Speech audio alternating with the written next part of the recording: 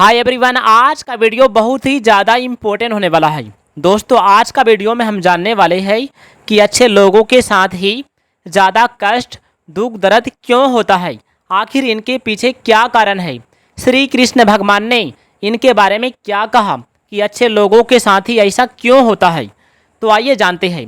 दोस्तों, सबसे पहले आप सभी को 78वां स्वतंत्रता दिवस की बहुत बहुत शुभकामनाएं।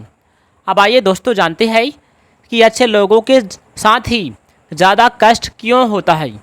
भगवान श्री कृष्ण कहते हैं, निस्वार्थ भाव से मित्र, शत्रु, पापी, पुण्यात्मा, अपने पराये सभी का भला चाहने वाला मनुष्य उत्तम होता है। वहीं एकांत में बैठकर परमेश्वर का ध्यान करने का अधिकारी होता है। ध्यान करने के लिए आसन, शरीर और स्थान की स्वच्छता जरूरी है, परंतु मन की निर्मलता तो बहुत आवश्यक है। अतः मन को वश में करके रीढ़ को सीधा रखकर दोनों बाहों के बीच में नाक की नोक पर दृष्टि एकाग्र करके बैठना चाहिए।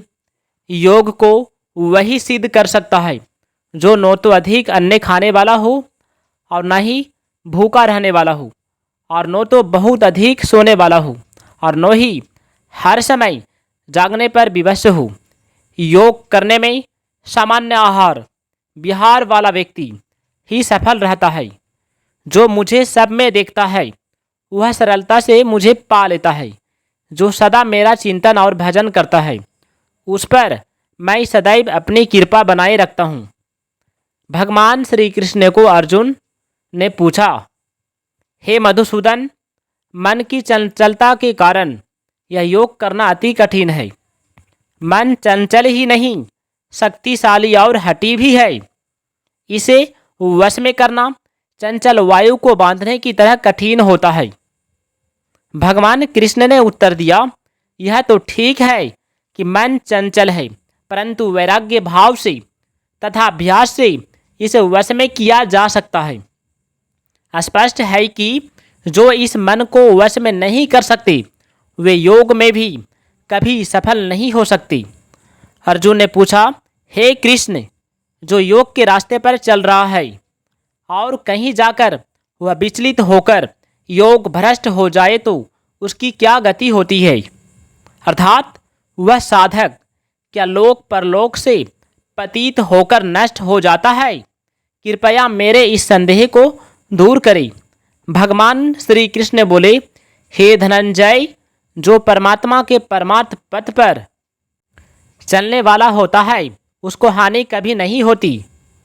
दोस्तों, सबसे बड़ी शक्ति मन की है, परंतु मन एक चंचल घोड़े की भांति कभी स्थिर नहीं रहता। योग के वृत्तों के द्वारा जो व्यक्ति मन पर काबू पा लेता है वह व्यक्ति दुनिया का शक्तिशाली बन जाता है। इसलिए हमें मन को वश में करना अत्यंत आवश्यक है।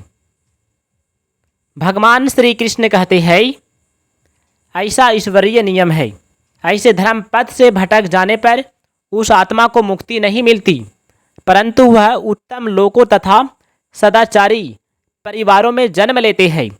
इस प्रकार उनका अर्जित ज्ञान नष्ट नहीं होता तथा अगले जन्म में अपनी सत्पत्र यात्रा आगे बढ़ा सकते हैं। पूर्व जन्म से और पूर्व जन्म के संस्कार उसे सहज ही स्वभावतः मिल जाते हैं। वे अपनी साधना आगे बढ़ाने के लिए अवसर प्राप्त करते हैं।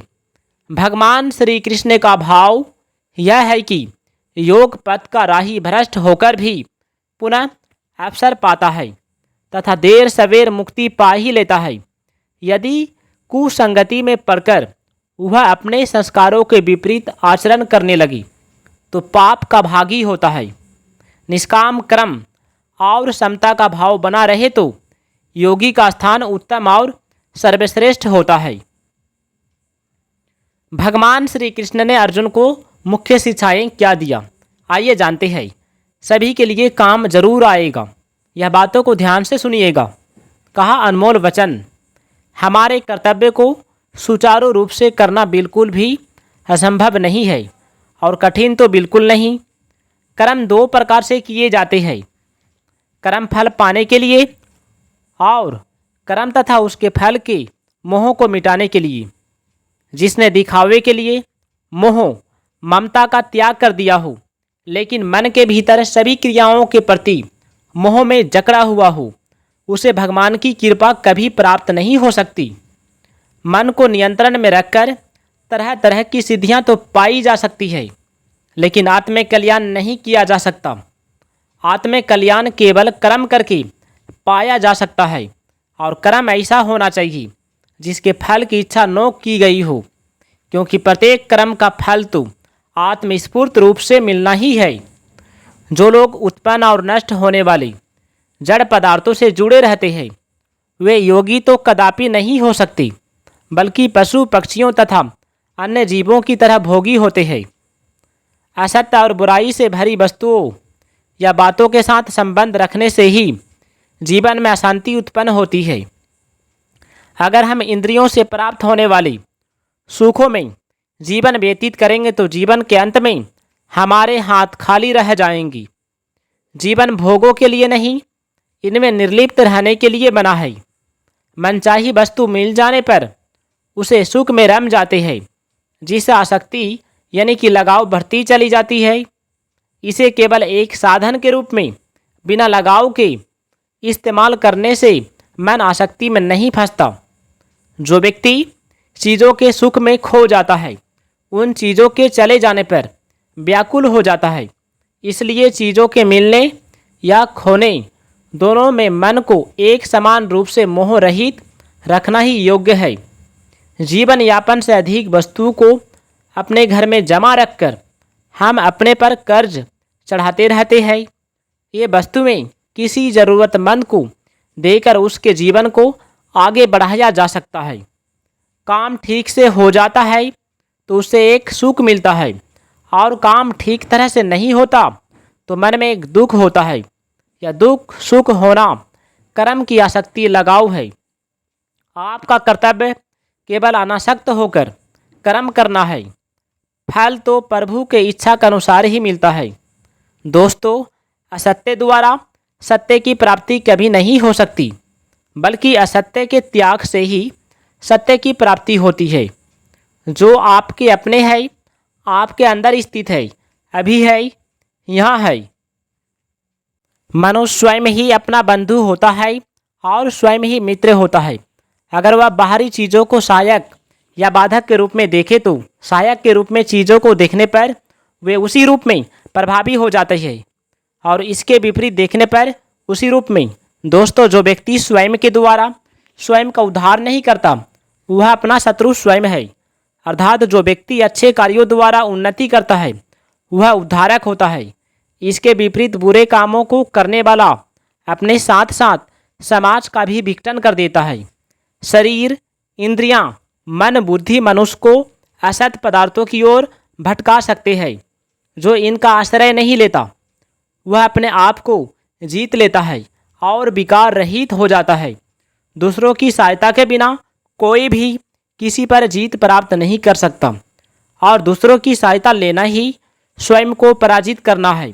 अर्थात स्वयं को पहले पराजित करना ही दूसरों पर विजय पाई जा सकती है। जो अपने लिए दूसरों की थोड़ी सी भी आवश्यकता नहीं समझता, वही अपने आप से अपने आप पर विजय प्राप्त करता है। आदमी शरीर, इंद्रियां, मन, बुद्धि को अपना समझकर स्वयं को उनका स्वामी मानता है, परंतु वास्तव में वह उनका गुलाम हो जाता है। जो उनके एक इशारे पर सारे काम करता है। जिसके पास सुख साधनों का अभाव हो, उस पर भी वह प्रसन्न रहे तो वह सुखी कहलाता है। मैं भगवान का हूँ और भगवान मेरे है। इस प्रकार जब स्वयं का भगवान में अपनापन हो जाता है, तब मन स्वतः ही भगवान में लग जाता है, रम जाता है। दोस्तों, यदि वीडियो अच्छा लगे तो वीडियो को लाइक ज़रूर कीजिएगा।